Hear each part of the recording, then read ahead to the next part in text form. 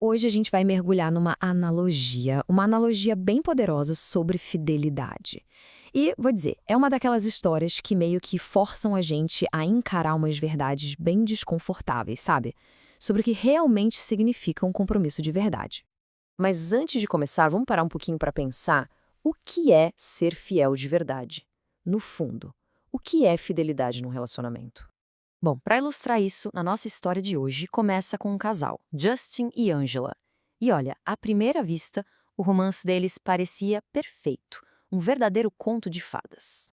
Para ele e para o Justin não tinha a menor dúvida. Sabe quando você conhece alguém e simplesmente sabe? Foi assim. Desde o primeiro momento, ele teve certeza. Era com a Angela que ele queria passar o resto da vida dele.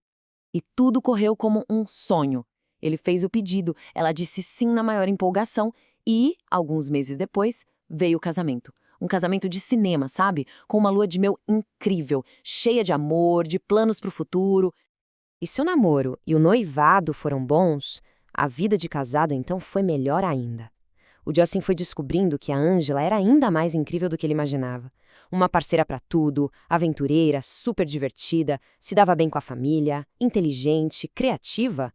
Uma mulher completa. Só que aí, alguns meses depois do casamento, quando a vida já estava entrando naquela rotina gostosa de casal, uma coisa bem estranha aconteceu. Imagina a cena. O Justin chega em casa, vai pro quarto, encontra a Angela toda arrumada. Lindíssima, com aquele perfume que ele conhecia bem. Era óbvio que ela estava se preparando para sair. Na hora, o coração dele gela. Ele pensa: meu Deus, eu esqueci alguma coisa. Sabe aquele pânico? Será que é nosso aniversário de meses de casados? Alguma data importante? Ele ficou desesperado. E é nesse momento que a conversa entre eles dá uma virada assim completamente bizarra e inesperada. Depois de um bate-papo meio confuso, com o Justin tentando entender o que estava acontecendo, a Angela solta a bomba. Ela simplesmente conta para ele quais eram os planos dela para a noite e deixa o Justin, assim, de queixo caído. O Justin, claro, fica furioso e pergunta: quem é Tony? E ela responde com a maior calma do mundo, como se fosse a coisa mais normal do planeta, que o Tony era o namoradinho dela do colégio. E é aqui, gente, que a gente vê o tamanho do abismo entre os dois. A desconexão é total. Para o Justin, o casamento é um pacto, é exclusividade. Já para Angela, parece que é só uma questão de ranking, de preferência. Ele é o favorito, mas não o único. Então, vamos ser sinceros. Essa história é absurda, né? Completamente sem pé nem cabeça. E é justamente esse sentimento de, não, isso não faz o menor sentido, que vai servir de gancho para o ponto principal que a gente quer chegar aqui. O ponto central aqui é a gente tentar entender o que foi que a Angela não sacou. O que, na essência do compromisso que ela fez, passou batido para ela. O erro dela, o erro crucial, foi não ter entendido que casamento é uma aliança. E uma aliança é exclusiva, é total. Essa lógica dela de ter o marido como o favorito, entre outros, simplesmente destrói a base, o fundamento do que é um casamento. Pois é, e é exatamente aqui que essa história maluca da Angela se conecta com algo muito, mas muito mais profundo, um paralelo espiritual. Olha só que interessante. A Bíblia usa o tempo todo a imagem do casamento para falar da relação entre Cristo e a Igreja. É como se desde o começo essa aliança do casamento fosse um grande exemplo, uma ilustração de como deveria ser nosso relacionamento com Deus. E aí vem a pergunta que não quer calar. Uma pergunta que força a gente a conectar as duas coisas. Será que Jesus está voltando para buscar uma noiva que age como a Angela?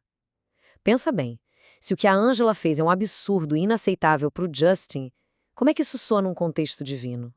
É daí que vem o termo adultério espiritual. É uma expressão forte, eu sei, pesada, mas ela descreve exatamente isso. Um coração dividido.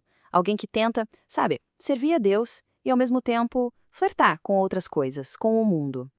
E não é pouca coisa, não. O apóstolo Tiago, por exemplo, é bem direto sobre isso. Ele basicamente diz que essa amizade com o mundo, essa lealdade dividida, não é só um errinho bobo, é se colocar como inimigo de Deus. Pesado, né? Mas por quê? Por que essa visão tão severa? A resposta, segundo as Escrituras, está na própria natureza do amor de Deus. A Bíblia fala que Deus é um Deus ciumento. Mas calma, não é aquele ciúme mesquinho, tóxico que a gente conhece. É o ciúme de um noivo que é absurdamente fiel e devotado. É um ciúme que diz: eu amo por inteiro e não aceito dividir o coração com mais ninguém. É uma medida da paixão e da exclusividade do amor dele. E quando a gente entende isso, percebe que esse amor exclusivo, esse ciúme divino, não é para nos prender.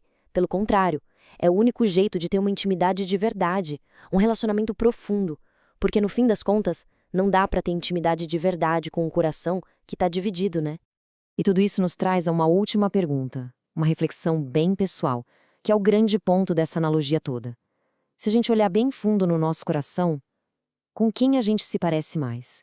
Com um parceiro fiel ou com a Ângela?